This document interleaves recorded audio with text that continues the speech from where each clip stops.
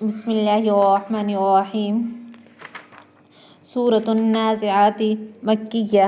سورۃ النازعات مکی ہے، مکہ میں نازل ہوئی۔ وہی 46 اور اس کی 46 آیات ہیں۔ وفیہا رکوعان اور اس کے 2 رکوع ہیں۔ والنازعات غرقا اور قسم ہے گھسیٹنے والوں کی، غرقا غوطہ لگا کر، ٹھیک ہے، یا نارملی ترجمہ آپ یوں کر سکتے ہیں والنازعات اور سختی سے جان نکالنے والے فرشتوں کی قسم ہے، ٹھیک ہے، قسم ہے ان فرشتوں کی جو سختی سے جان نکالتے ہیں۔ والناشطات اور بند کھولنے والوں کی، نشطا بند کھولنا، ٹھیک ہے، اور ان فرشتوں کی، ٹھیک ہے، جو بند کھول دیتے ہیں، ان فرشتوں کی قسم کھائی گئی ہے بند کھولنا۔ مطلب یہ ہے کہ کافر کی جو روح ہوتی ہے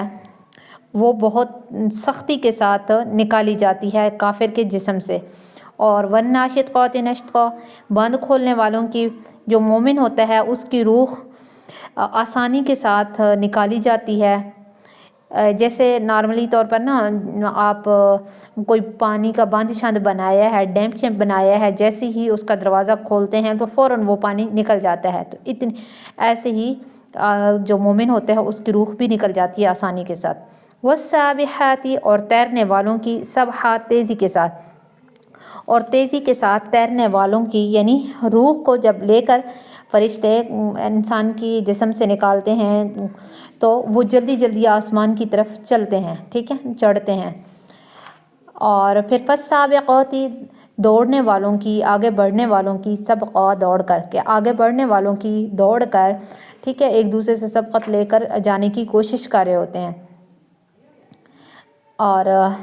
پھر ظاہر سی بات ہے ان ارواح کے متعلق ثواب کا حکم ہو یا اگر سزا وغیرہ کا حکم ہوتا ہے تو دونوں امروں کے اندر وہ جلدی جلدی ہی کرتے ہیں۔ فالمدبرات امرا اور پھر کام، فالمدبرات تدبیر کرنے والے، امرا صرف ال نہیں ہے، ٹھیک ہے، امرا کام کی، کہ پھر کام بنانے والوں کی حکم سے یا تدبیر کرنے والوں کی حکم کی، کہ جس طرف بھی ان کو لے کر جانا ہوتا ہے اس امر کی تدبیر یہ کرتے ہیں کہ جنت کی طرف لے کر جانا ہے یا دوزخ کی طرف لے کر جانا ہے، ٹھیک ہے۔ یوم ترجف الراجفہ جس دن کانپے گی کانپنے والی، یعنی قیامت کے بارے میں بات ہو رہی ہے کہ ضرور قیامت آئے گی جو ہر چیز کو ہلا ڈالے گی، کانپے گی، کانپنا ضرور ہلا ڈالے گی، اس سے مراد پہلا نفخہ ہے، ٹھیک ہے، جب پہلی دفعہ سور پھونکا جائے گا۔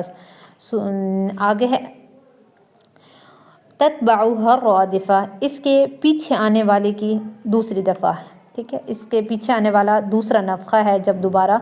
پھونک ماری جائے گی، ٹھیک ہے، دوبارہ پھونک ماری جائے گی تو سارے لوگ قبروں سے زندہ ہو کر نکل پڑیں گے، وہ دوسری دفعہ قسم کھائی گئی ہے۔ پھر آگے قلوب دل یومئذ اس دن واجفہ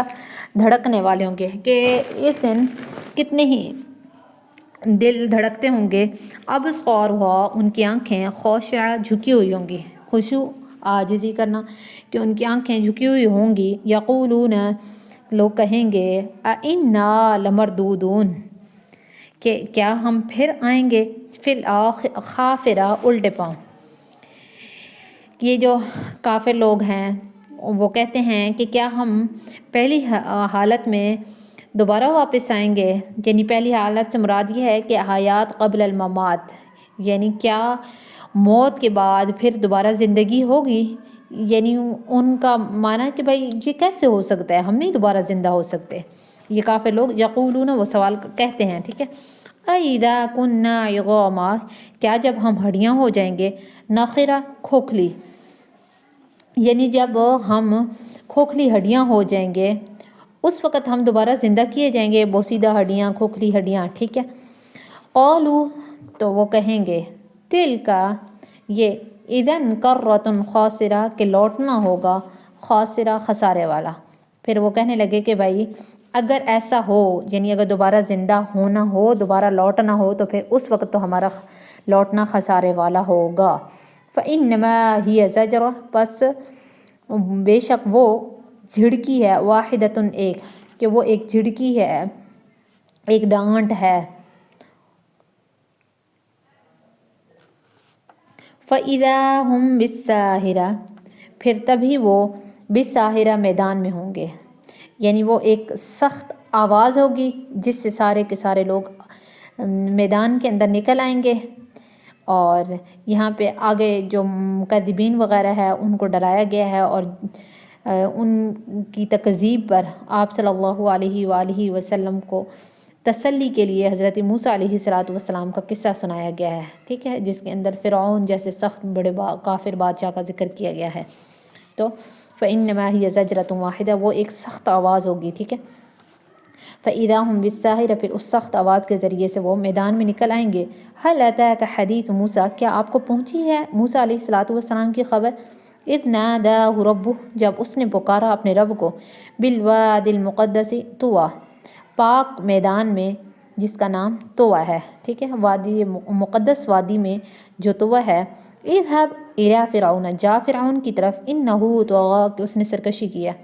فقل هل لك إلى أن تزكى، پھر کہہ کہ هل لك، کیا تیرا جی چاہتا ہے، إلى أن تزكى، کہ تو سنور جائے،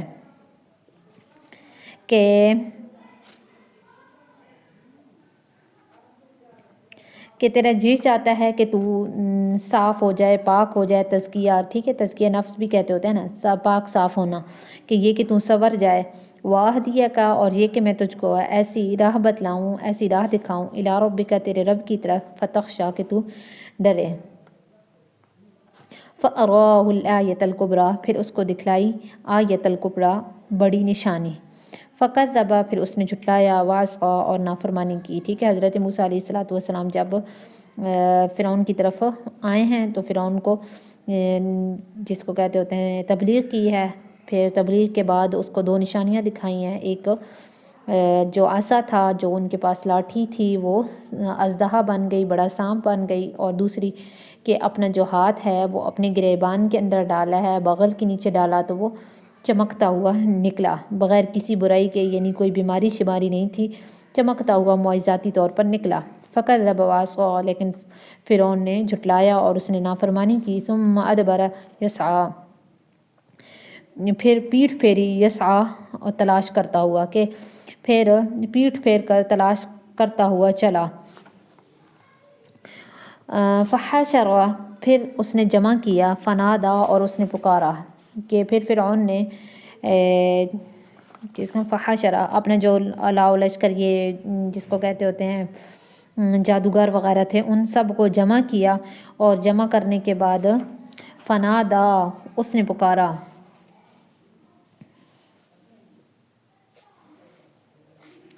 اور یہاں پہ ثم ادبر یسعیٰ، کہ اس نے پیٹھ پھیری، یسعیٰ، اور تلاش کرنے لگا۔ دوسرا معنی یہ ہو گیا کہ تو اس فرعون نے ان کو جب جھٹلایا اور ان کا کہا نہ مانا، تو پھر حضرت موسیٰ علیہ السلام سے وہ جدا ہو کر، علیحدہ ہو کر، پیٹھ پھیر کر کوشش کرنے لگا۔ کوشش کیسے کی اس نے، کہ لوگوں کو جمع کیا، پھر ان کے سامنے بلند آواز کے اندر تقریر کی، اور تقریر کے اندر، اچھا یہاں پہ جادوگروں کا ذکر نہیں ہے بلکہ لوگوں کا ذکر ہے، کہ لوگوں کی طرف اس نے پیٹھ پھیری اور لوگوں کی طرف لوگوں کی طرف گیا اور ان کو جمع کیا، اور ان کو کہنے لگا کہ فقال انا ربکم الاعلی، کیا میں تمہارا رب نہیں ہوں؟ فاخذہ اللہ، تو بس اللہ تعالیٰ نے پکڑا اس کو، نکال الآخرہ، آخرت کی سزا کے اندر، والاولی، اور دنیا کی، کہ اللہ تعالیٰ نے اس کو دنیا اور آخرت کی سزا کے اندر پکڑ لیا۔ ان فی ذلک لعبرہ، کہ بے شک اس کے اندر عبرت ہے، لمن یخشی، اس شخص کے لیے جو ڈرے، کہ اس کے اندر اس شخص کے لیے سوچنے کی بات ہے، عبرت کا مقام ہے جو ڈرے۔ اانتم اشد خلقا، کیا تمہارا بنانا مشکل ہے، اشد مشکل، سخت، کیا تمہارا بنانا سخت ہے، خلقاً بنانا، پیدا کرنا، ام السماء، یا آسمان کا، کیا تمہارا پیدا کرنا مشکل ہے یا آسمان کا، بناہا، اس نے اس کو بنا لیا۔ رفع سمکہا فسواہا، رفع، اس نے بلند کیا، سمکہا، اس کو ابھارا، فسواہا، پھر اس کو برابر کیا، واغطش لیلہا، اور رات کو اندھیرا بنایا، ٹھیک ہے، واخرج ضحاہا، اور نکالا ضحاہا، اس سے روشنی کو، یعنی دھوپ نکالی، والارض، اور زمین کو، بعد ذلک دحاہا، اس کے پیچھے صاف کر کے بچھا دیا، ثم بعد ذلک دحاہا، بچھا دیا، اخرج منہا پھر اس نے نکالا اس سے ماءہا اس کا پانی یعنی زمین سے اس کا پانی نکالا، ومرعاہا پھر اس پانی کے ذریعے سے چارہ نکالا، ومرعاہا اور چارہ، والجبال اور پہاڑوں کو ارساہا اس نے قائم کیا بنایا، متاعا لکم فائدہ ہے تمہارے لیے، ولانعامکم اور تمہارے جانوروں کے لیے چوپایوں کے لیے۔ فَإِذَا جَاءَتِ الطَّامَّةُ پھر جب آئے گی الطَّامَّةُ الْكُبْرىٰ بڑا ہنگامہ، ٹھیک ہے، جب آ جائے گا بڑا ہنگامہ، یوم یتذکر الانسان یاد کرے گا، ٹھیک ہے، یوم جس دن یتذکر الانسان انسان یاد کرے گا، ما سعی جو اس نے کمایا، جو اس نے کوشش کی، ٹھیک ہے، سعی کی کمایا، کہ انسان اس کو یاد کرے گا جو اس نے کمایا، وبرزت الجحیم اور ظاہر کر دی جائے گی جہنم، لمن یری اس کو جو دیکھے، فَأَمَّا مَن طَغَىٰ بس وہ شخص جس نے سرکشی کی، ٹھیک ہے، طغیٰ سرکشی کی، کہ وبرزت الجحیم جہنم ظاہر کر دی جائے گی، لمن یری اب جو چاہے اس کو دیکھ لے، وَأَمَّا مَن طَغَىٰ اور فَأَمَّا مَن طَغَىٰ پس بہرحال وہ جس نے سرکشی کی، شرارت کی، وَآثَرَ الْحَیَاةَ الدُّنْیَا دنیا کی زندگی کو ترجیح دی،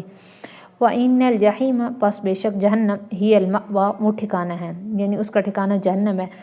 جس نے دنیا کو ترجیح دی، وَأَمَّا مَنْ خَافَ اور بہرحال وہ شخص جس نے خوف کیا، جو ڈرا، مقام ربہ اپنے رب کے سامنے کھڑے ہونے سے، کہ جو اپنے رب کے سامنے کھڑے ہونے سے ڈرا، وَنَهَى النَّفْسَ اور اس نے روکا اپنے نفس کو، عن الہویٰ خواہشات سے، اور اس نے اپنے نفس کو خواہشات سے روکا، فَإِنَّ الْجَنَّةَ پس بے شک جنت ہی المأویٰ اس کی ٹھکانہ ہے، تو جہنم استغفر اللہ پس بے شک جنت تو اس کا ٹھکانہ ہے، یسألونک آپ سے سوال کرتے ہیں، عن الساعہ قیامت کے بارے میں، ایان مرساہا کہ وہ کب قائم ہوگی، کہ قیامت کے قیام کے بارے میں، قیامت کب قائم ہوگی اس کے بارے میں سوال کرتے ہیں، فیما انت من ذکراہا فیما تجھ کو کیا، فیما انت من ذکراہا اس کے ذکر سے تمہیں کیا ہے، ٹھیک ہے، اس سے آپ کا کیا کام، الی ربک منتہاہا اس کی انتہا تیرے رب کی طرف ہے، اس کی پہنچ تیرے رب کی طرف ہے، انما انت منذر سوائے اس کے نہیں آپ تو ڈرانے والے ہیں، من یخشاہا اس شخص کو جو ڈرے، یعنی جو شخص ڈرے اس کو ڈرانے والے ہیں، کأنہم یوم یرونہا گویا کہ وہ یعنی جس دن قیامت کا دن ہوگا ان کو ایسے لگے گا، کأنہم گویا کہ وہ یوم یرونہا جس دن یرونہا اس کو دیکھیں گے، لم یلبثوا تو وہ کیا کہیں گے کہ وہ نہیں ٹھہرے تھے، الا عشیۃ مگر ایک شام، او ضحاہا یا ایک صبح کے، جب قیامت کا دن ہوگا تو اس دن وہ کہیں گے کہ ہم دنیا کے اندر تھوڑی دیر یعنی ایک شام یا ایک صبح ٹھہرے تھے، اس سے زیادہ نہیں ٹھہرے تھے، ٹھیک ہے، اور نارملی بتا ہی دیا ہے سمجھیں، سب سے پہلے والنازعات غرقا سختی کے ساتھ جو کھینچ کر نکالنے والے فرشتے، ٹھیک ہے، اس سے وہ عذاب کے فرشتے ہیں جو کافر کی روح کو سختی سے نکالتے ہیں، اور یعنی سختی کے ساتھ روح کو نکالنا جس سے ان کو تکلیف ہوتی ہے، اور یہ ضروری نہیں ہے کہ بھائی دیکھنے والے کو بھی اس سختی کا احساس ہو، اس لیے اکثر اوقات یہ ہوتا ہے کہ کافر کی روح بظاہر آسانی سے نکلتی ہے، مگر یہ آسانی ہمارے دیکھنے کے لیے کی بانسبت ہوتی ہے، ٹھیک ہے، جو سختی اس کی روح پر ہو رہی ہوتی ہے اس کو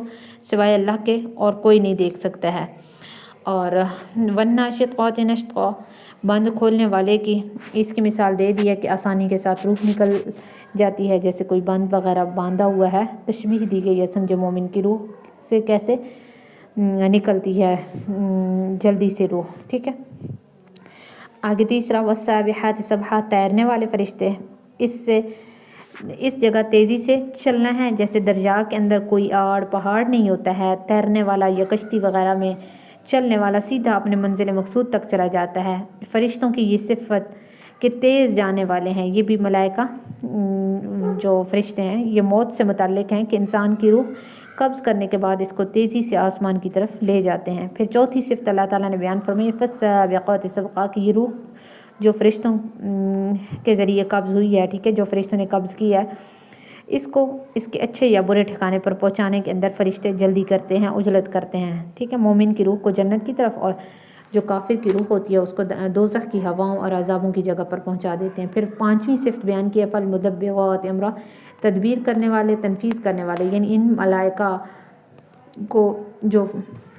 موت کا آخری کام یہ ہوتا ہے کہ بھائی جس روح کو ثواب اور راحت دینے کا حکم ہوگا اس کے لیے وہ راحت کا سامان جمع کر دیں گے، اور جس کے لیے حکم ہوگا کہ اس کے لیے عذاب تکلیف وغیرہ تو وہ اس کا انتظام کر دیں گے، ٹھیک ہے۔ فالمدبرات امرا، ان کاموں کی تدبیر کرنے والے ہیں۔ اب قبر میں ثواب عذاب ہوتا ہے نہیں ہوتا ہے، ٹھیک ہے، تو موت کے وقت فرشتوں کا آنا، انسان کی روح قبض کر کے آسمان کی طرف لے جانا، پھر اس کے اچھے یا برے ٹھکانے پر جلدی سے پہنچا دینا، وہاں ثواب یا عذاب تکلیف راحت کے انتظامات کا دینا، ٹھیک ہے، ان آیات سے ثابت ہے۔ تو یہ ظاہر سی بات ہے، یہ عذاب اور ثواب قبر یعنی برزخ کے اندر ہوگا، حشر کا عذاب اور جو ثواب ہے وہ اس کے بعد ہوگا، ٹھیک ہے۔ تو اس کی بڑی علیحدہ سے تفصیل آئی ہے، تو ہم نارمل ہے یہاں پہ جو عذاب اور سزا وغیرہ کا بیان کیا جا رہا ہے، یہ برزخ کا بیان کیا جا رہا ہے، ٹھیک ہے، قبر کا۔ اور پھر فَإِذَا هُمْ بِالسَّاهِرَةِ، ساہرہ سطح زمین کو کہا جاتا ہے، ٹھیک ہے۔ تو قیامت میں جو زمین دوبارہ پیدا کی جائے گی وہ پوری ایک سطح یعنی برابر ہی ہوگی، اس میں نہ پہاڑ ہوں گے، نہ عمارتیں ہوں گی، غار نہیں ہوں گے، اس لیے اس کو میدان کہا ہے، ساحر کہا ہے، ساحرہ کہا ہے، ٹھیک ہے، ساحرہ تو جادو کا کہا جاتا ہے، ٹھیک ہے، ساحرہ کہا ہے۔ پھر فَأَخَذَهُ اللَّهُ نَكَالَ الْآخِرَةَ وَالْأُولَىٰ، یہ نکال الاولیٰ سے مراد وہ عذاب ہے جو دنیا میں اس کی پوری قوم کو غرق کر کے اللہ تعالیٰ نے دیا ہے فرعون کو، ٹھیک ہے۔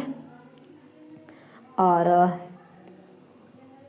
نکال ایسے عذاب کو کہا جاتا ہے جس کو دیکھ کر دوسرے بھی عبرت حاصل کریں، سارے سہم جائیں۔ تو اللہ تعالیٰ نے فرعون کو ایسی سزا دی ہے اور آخرت کے اندر بھی دیں گے۔ اور فَأَمَّا مَن طَغَىٰ وَآثَرَ الْحَيَاةَ الدُّنْيَا، اور یہ اللہ تعالیٰ کے حکم احکام کی، اللہ تعالیٰ کے رسول کے احکام کی جو سرکشی کرے گا تو اس کے لیے یہ سزا ہوگی۔ جس نے دنیا کو ترجیح دی ہے تو اس کے لیے فَإِنَّ الْجَحِيمَ هِيَ الْمَأْوَىٰ، تو اس کا ٹھکانہ جہنم ہوگا۔ اور جو پھر اہل جنت لوگ ہیں ان کی دو علامتیں اللہ تعالیٰ نے بتلا دی ہیں کہ وَأَمَّا مَنْ خَافَ مَقَامَ رَبِّهِ، جو اپنے رب کے سامنے کھڑا ہونے سے ڈرا، اور پہلی، ٹھیک ہے، یعنی جس شخص کو دنیا میں اپنے ہر عمل ہر کام کے وقت یہ خوف لگا رہتا ہے کہ مجھے ایک دن اللہ تعالیٰ کے سامنے پیش ہونا ہے، اس لیے وہ برے اعمال سے بچتا رہتا ہے۔ دوسرا کہ وہ اپنے نفس کو قابو میں رکھتا ہے، ناجائز خواہشات سے اس کو روکے رکھتا ہے۔ تو جس نے دنیا میں یہ دو وصف حاصل کر لیے ہیں تو آپ صلی اللہ قرآن مجید نے، ٹھیک ہے، آپ صلی اللہ علیہ وسلم نے قرآن مجید نے اس کو خوشخبری دے دی ہے فَإِنَّ الْجَنَّةَ هِيَ الْمَأْوَىٰ، کہ اس کا ٹھکانہ جنت ہوگا۔ اب نفس کی جو مخالفت ہوتی ہے وہ 3 درجے کے ذریعے سے ہم کر سکتے ہیں، 3 درجے سے ہوتی ہے، ٹھیک ہے۔ ایک تو یہ ہے کہ بھائی آدمی عقائد باطلہ سے بچ جائے، جو برے عقائد وغیرہ ہیں اس سے بچ جائے، ٹھیک ہے، جو نصوص سے، احادیث مبارکہ، قرآن پاک کی آیات سے، اجماع امت سے ثابت ہے، ٹھیک ہے، اور ان عقائد وغیرہ سے بچے۔ اور اس درجے کے اندر اگر ہے تو وہ سمجھو سنی یعنی مسلمان کہلانے کا مستحق ہو جاتا ہے کہ بھائی وہ مسلمان ہے، ان عقائد پر بیسک جو ہیں، ٹھیک ہے، ایمان مفصل کے اندر ذکر کیے گئے ہیں، ان پر ایمان لانے والا ہے۔ پھر متوسط درجے کا وہ ہے کہ وہ کسی معصیت گناہ کا ارادہ کرے تو پھر اس کو یہ بات یاد آ جائے کہ مجھے اللہ کے سامنے حساب دینا ہے، اس خیال کی بنا پر وہ گناہ کو ترک کر دے تو اسی درجے کی تکمیل کا یہ حکم ہے کہ وہ اپنے نفس کو خواہشات وغیرہ سے روکتا ہے، کہ آدمی شبہات وغیرہ سے بھی پرہیز کرے، جس کے اندر مباح اور جائز کام میں مشغول ہونے سے کسی ناجائز کام میں مبتلا ہو جانے کا خطرہ ہے، کہ بھائی اگر میں یہ جائز کام مباح کام کروں گا تو پھر آہستہ آہستہ میں کہیں ناجائز کام کی طرف مائل نہ ہو جاؤں،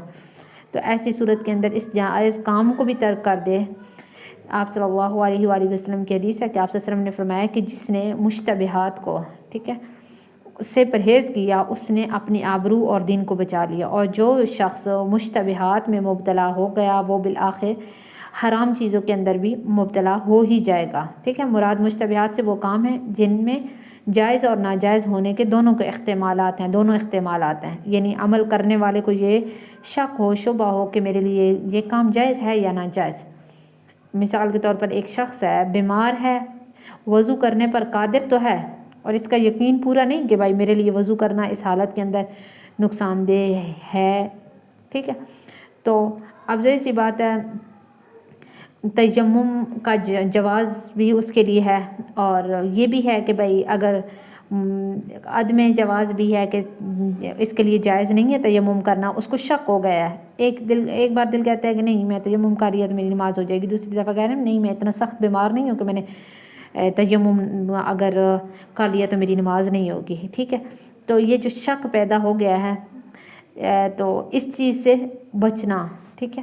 تو وہ کیا ہوگا، وَنَهَا النَّفْسَ عَنِ الْهَوَىٰ، ٹھیک ہے۔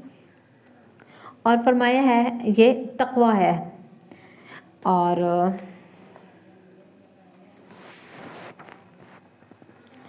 اس کے علاوہ نفس کی مخالفت ان چیزوں کے اندر جو کھلم کھلا گناہ ہیں، تو یہ اگر کوئی کوشش کرے تو باختیار خود بھی اس کے اندر کامیابی ہو جاتی ہے، ٹھیک ہے۔ اور ایک جو ہوتی ہیں نفس کی خواہشات، ہوائے نفس، وہ ہوتی ہیں کہ جو عبادات اعمال حسنہ میں شامل ہو جاتی ہیں، ریا اور نمود، جیسے کسی کو دکھلاوے کے لیے آپ کچھ کام کر رہے ہیں، خود پسندی کے لیے کر رہے ہیں، ٹھیک ہے، تو یہ بہت بڑے گناہ ہیں، ٹھیک ہے۔ تو یہ بھی ہوا کے اندر ہی شامل ہو جائیں گے کہ آپ دوسروں کو دکھلانے کے لیے یہ کام کر رہے ہیں۔ اور اس کے علاوہ یہ تیسرا درجہ ہے کہ کثرت ذکر، اور انسان مجاہدہ کرے، اس کے ذریعے اپنے نفس کو ایسا پاک بنا لے، مزکہ بنا لے کہ اس میں وہ جو نفسانی خواہشات وغیرہ ہیں وہ باقی نہیں رہیں۔ کون سی خواہشات جو انسان کو برائی کی طرف کھینچتی ہیں، تو یہ جن کے پاس ولایت کاملہ ہوتی ہے، ٹھیک ہے، ان کو یہ خاص مقام ملتا ہے، اور اسی شخص کو حاصل ہوتا ہے جن کو صوفیاء کی اصطلاح کے اندر کہتے ہوتے ہیں فانی فی اللہ باقی باللہ، ٹھیک ہے، فنا فی اللہ کی تہ میں بقا کا راز مضمر ہے، جسے جینا نہیں آتا اسے مرنا نہیں آتا، یہ بڑا شعر مشہور ہے نا۔ تو یہی لوگ اللہ تعالیٰ کی، یہ قرآن پاک کی اس آیت کے مصداق ہیں، ٹھیک ہے، کہ ان عبادی لیس لک علیہم سلطان، کہ یعنی اللہ تعالیٰ نے فرمایا کہ میرے خاص بندوں پر تیرا قابو نہیں چلے گا۔ تو یہ لاسٹ والا جو درجہ ہے یہ اللہ تعالیٰ کے خاص بندوں کے لیے ہے۔ اور آپ صلی اللہ علیہ وسلم کی حدیث ہے کہ لا یؤمن احدکم حتی یکون ہواہ تبعا لما جئت بہ، کہ یعنی تم میں کوئی شخص اس وقت تک کامل مومن نہیں ہو سکتا ہے جب تک کہ وہ اس کی جو بھی خواہشات ہیں، نفسی خواہشات وغیرہ، نفسانی خواہشات میری تعلیمات کے مطابق نہ ہو جائیں، اس کے تابع نہ ہو جائیں۔ تو اللہم ارزقنا بفضلک و کرمک، آمین یا رب العالمین، ٹھیک ہے۔ تو بس نارملی یہ ہے، یہ 3 قسمیں ہیں جس کو بولتے ہوتے ہیں ہوائے نفس کی، وَنَهَا النَّفْسَ عَنِ الْهَوَىٰ کی، ٹھیک ہے۔ تو امید ہے سمجھ آ گیا ہوگا۔